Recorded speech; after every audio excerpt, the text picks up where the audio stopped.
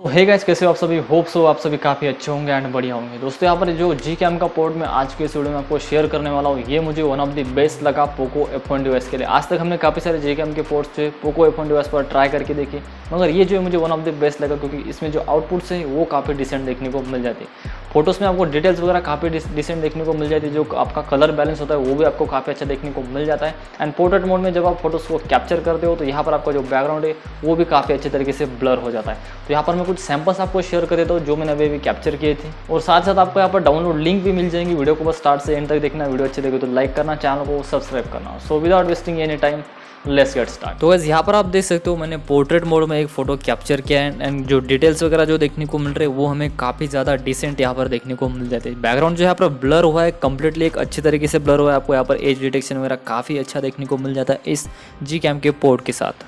अगर आप यहाँ पर थोड़े लो लाइट कंडीशन में फोटोज़ को कैप्चर करते हो तो फिर भी आपकी फ़ोटो काफ़ी अच्छी यहाँ पर आने वाली है। फिर भी आपको यहाँ पर बैकग्राउंड जो है काफ़ी अच्छे तरीके से ब्लर होने वाला है। एंड साथ ही साथ जो एज डिटेक्शन है, जैसा कि मैंने आपको बताया, काफ़ी अच्छे तरीके से यहाँ पर एज डिटेक्ट हो जाती है। आपके बॉडी का पोर्शन यहाँ पर ज़्यादा ब्लर नहीं होने वाला, कंप्लीटली अच्छे तरीके से यहाँ पर एज जो है डिटेक्ट होने वाली है। अच्छे तरीके से जो बैकग्राउंड है वो यहाँ पर ब्लर होने वाला है। और अगर लाइटिंग कंडीशन अच्छी है तो फिर तो आपको यहाँ पर काफ़ी अच्छे आउटपुट्स देखने को मिल जाएंगे पोर्ट्रेट मोड में अगर आप फोटोज़ कैप्चर करते हो तो यहाँ पर मैंने कोई भी यहाँ पर एक्सटर्नल फाइल मतलब XML फाइल वगैरह जो कॉन्फ़िग फाइल होती है वो यहाँ पर यूज़ नहीं की है। सिंपली यहाँ पर मैंने कैमरा को इंस्टॉल किया है एंड कैमरा को इंस्टॉल करने के बाद यहाँ पर मैंने सिंपली फोटोज़ कैप्चर किए एंड कुछ इस टाइप के सभी आपको आउटपुट्स वगैरह जो देखने को मिल जाते हैं इस Gcam के पोर्ट के साथ। तो यहाँ पर अगर हम बात कर ले वर्किंग फीचर्स की तो पोर्ट्रेट मोड अच्छे तरीके से वर्क कर लेता है। नाइट साइड जो है वो भी काफ़ी अच्छे तरीके से वर्क कर लेता है। नॉर्मल सा कैमरा मोड ऑब्वियसली ये अच्छे तरीके से वर्क करने वाला है। वीडियो मोड भी अच्छे तरीके से वर्क कर लेता है, मगर यहाँ पर स्लो मोशन जो है इस Gcam के पोर्ट के साथ वर्क नहीं करता है। Slow motion Poco F1 device पर एटलीस्ट वर्क नहीं कर रहा है। दूसरे डिवाइस पर हो सकता है वर्क कर जाएगा, मगर पोको F1 डिवाइस पर वर्क नहीं कर रहा है।